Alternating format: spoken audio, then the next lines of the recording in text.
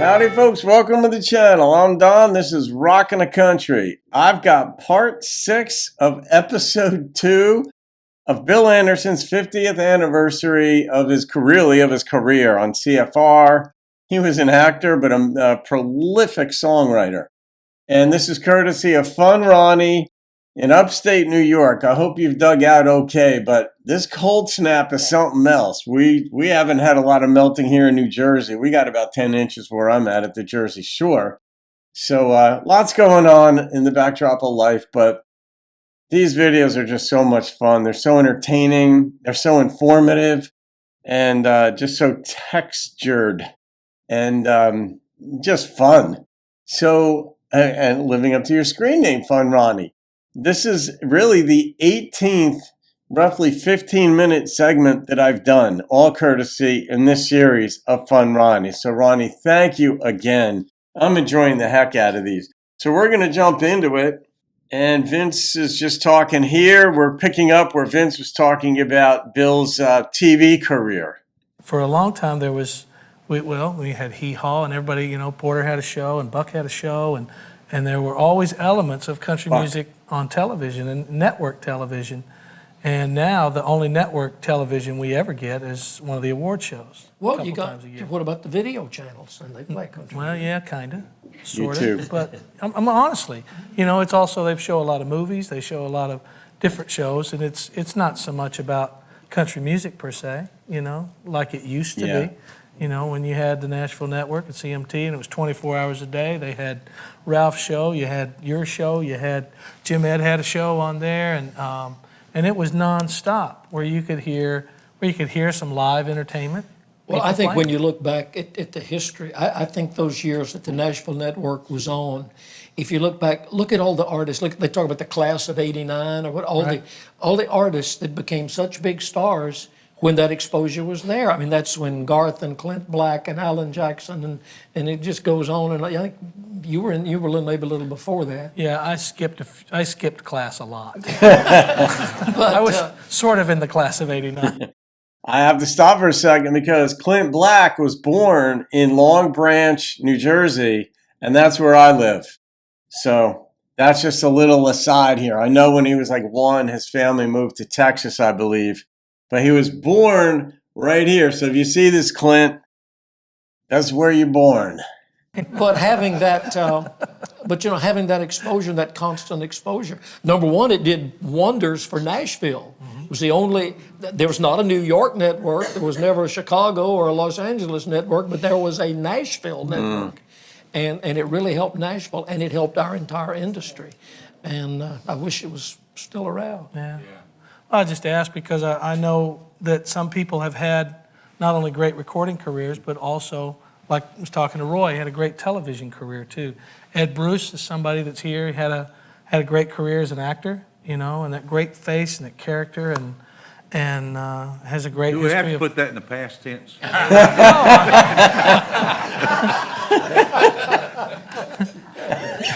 Are you still doing some television stuff? Oh yeah, when something comes up, sure. Yeah.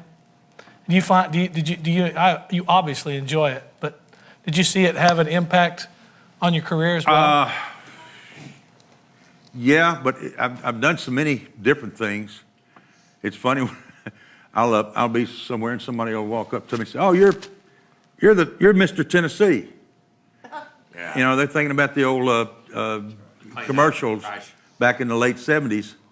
That I did. And I said, no, actually, Mr. Tennessee was a bodybuilder. I'm the Tennessean, But yeah, it's opened doors.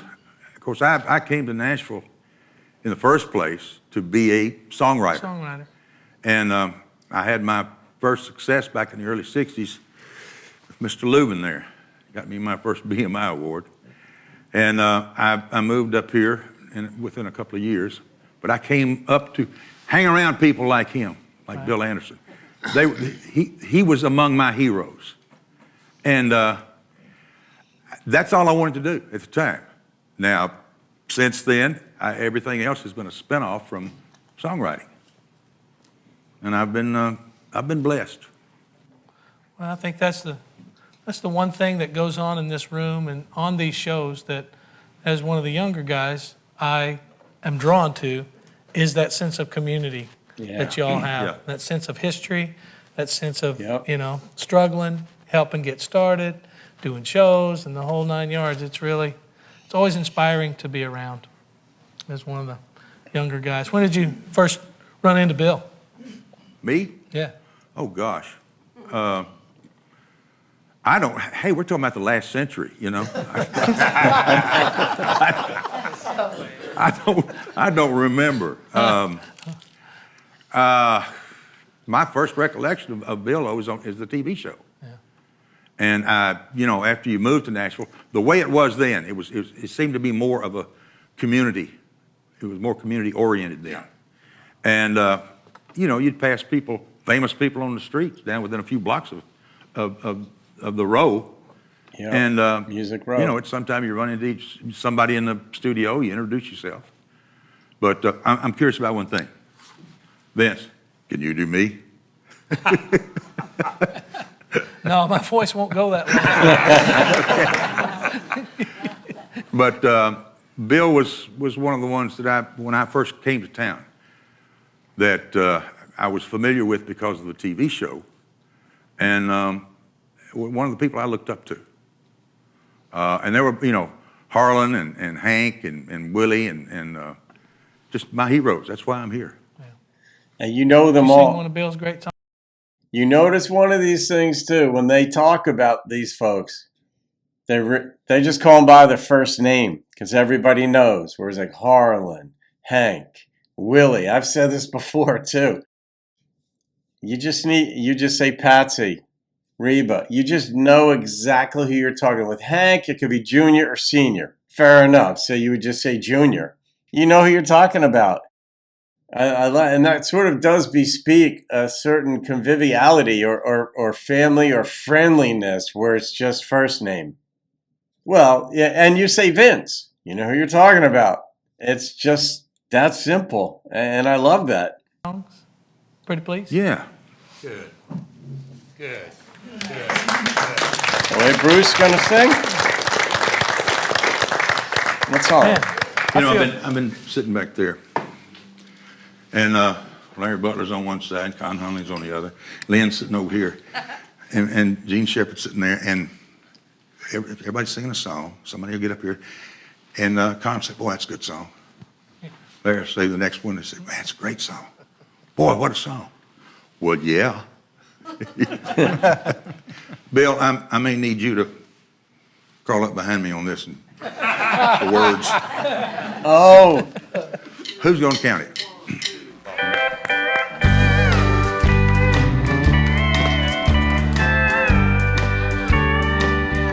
who's gonna do I it? got back in town the day before I planned to. I smiled and said, I'll sure surprise my wife. He's gonna do it. I'll just head on home.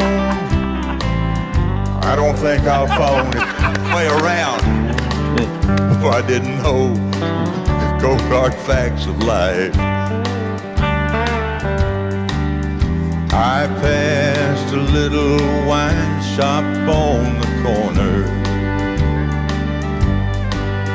I pictured pink champagne by candlelight. I stopped the car right then, got out and hurried in, my mind not on the cold hard facts of life. A stranger stood there laughing by the counter. He said, I'll take 2 bottles of your best. Her husband's out of town, there's a party. And he winked as if to say, you know the rest. I left the shop 2 steps behind the stranger. From there to my house, his car stayed in sight. But it wasn't till he turned into my drive that I learned I was witnessing the cold, hard facts of life. Yeah. I drove around the block till I was dizzy. Each time the noise grew louder from within. I saw our bottle sitting there beside me. I drank a fifth of courage, then walked in.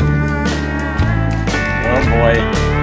Oh Lord, you should have seen their frantic faces. Okay.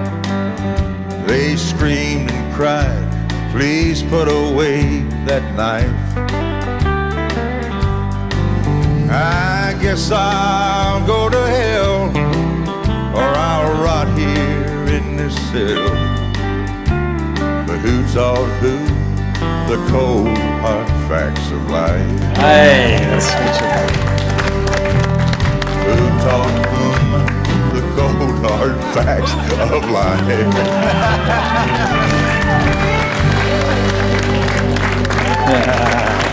Thank you.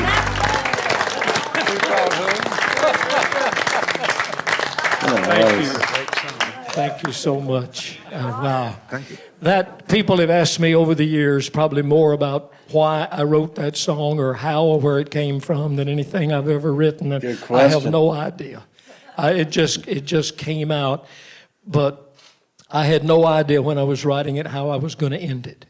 I painted myself way into a corner with that song. I can see and, that. I think one of the greatest, I don't know what to call it, just gifts, I guess. God just dropped it down the line of who Amen. taught who the cold hard facts of life, because that's exactly what I wanted to say. Did I teach them that you're not supposed to cheat, or did they teach me you're not supposed to kill, And I thank God every day for that line, and thank you very much for My the pleasure. great All job right. you did. Thank you.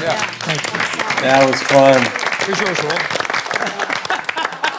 Back to Roy. I've already used all of my ad libs. Can I say just when you said you painted yourself into a picture, into the corner, all the way through that song, I was sitting here thinking, what a picture you've painted. That's what you're the best at, is painting a picture that is so vivid. We don't need videos with songs like yours. Okay? Yeah. All right. That's it. During video reactions where some of you guys will be like, Don, do this song, or sometimes we'll provide the link and it'll be a video. And assuming it's not blocked, most aren't, I will comment in the end whether the video augmented the song or detracted from it. Because some songs are so powerful that for a videographer, a director, to capture or at least normalize or rise to the level of the intensity and integrity of the song, it's a challenge. It's a whole different medium doing video. And some songs are just like, leave it be. Like if you were to do a video to Your Cheating Heart, there's no way you would, in my opinion, I mean, maybe I'm wrong. Maybe there's a brilliant videographer, producer, director out there. I just don't see how you would capture it. I think you would detract from it. It's so iconic. It's such a powerful song, for instance, that to pigeonhole people by putting other images into their head versus their own imagery is that's almost sacrilege, but it's certainly be counterproductive. And I love that they just made that point that she just made, that you don't need video because the song itself provides it. Did a good job with it, too. I remember Porter, when he first got that song, we were all a bunch of us together somewhere, and he just saying, man, yeah, for man, I mean, horse, This is the one I've been looking for, hey, buddy, you know. And we just sat there and listened to him sing it over and over, just partying somewhere, but just still gives me cold chills when I hear those lines. Larry? What year was Corner of My Life? About early 70s, 72, probably 71 or 72. I'll never forget the first time I heard that on the radio. And what everybody's saying here is you paint pictures with words the eyes never see, but it's vividly clear, and that's true. When I heard the line in Corner of My Life, you're my water when I'm thirsty in the middle of the night. Wow. I wish I'd have thought of that. Exactly. There are songs that when you're driving along, Yeah. one comes on the radio, and you just have to pull over. Yeah. Yeah. And that's what he does. Well, What he does. I remember that night because I was at your house with Becky at that time, and you called and said, I had to pull over because I'm writing this song, and it was the corner of my life. Yeah, I wrote it in my car. What a song. Under the wheel of my Corner car. of my Thank life, you. yeah. Great song. And Vince, yours, nobody answered, wasn't bad, pal.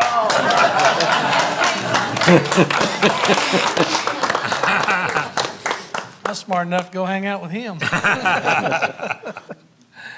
What do you, I don't even know why I'm going to bring this up, but only to introduce the next person really more than anything is, I know a lot of us in this room, we have so much history of really where this music started, you know?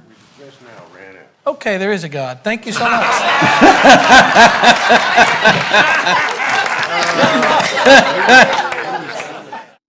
Oh, that was hilarious. Vince is just, he's just got it. He just has a gift. That was hilarious. Okay, there is a God. All right, Ronnie. Well, here's how this went, folks. If you're sort of like new to the documentaries and the Bill Anderson reactions, is that I did the 90-minute reaction to episode 1, broke that into 6 parts, courtesy of funRonni.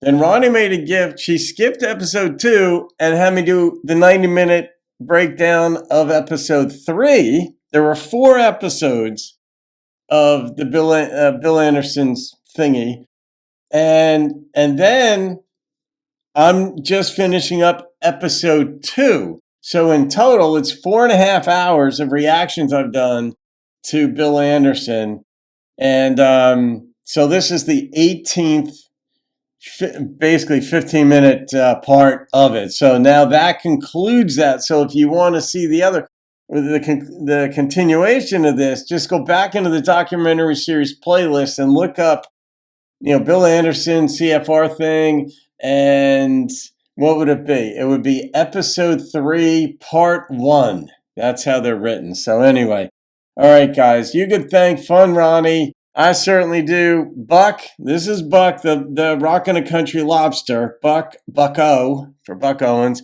And he's got his Buck truck right here. But that was just a treat. And what a way to end it on that laughter. I mean, that was hilarious. That was just so good. So, all right, guys, I hope you enjoyed that. And that's all. Have a wonderful day. I'll see you on another video. Thank you again, funRonni in upstate New York, and keep rocking the country. This pertains to Roy. If Thumbs Carlisle and Toes Clark ever did anything together, put any records together. Yeah. Did you ever play with Thumbs Carlisle, Roy? Yes, I did. Toes Clark and Thumbs Carlisle? We had a trio trying to make a living out in Nevada. You used to jam together? Yeah, but we're going. Oh, Jim. Toe jam. I wish I'd have said that, and I will.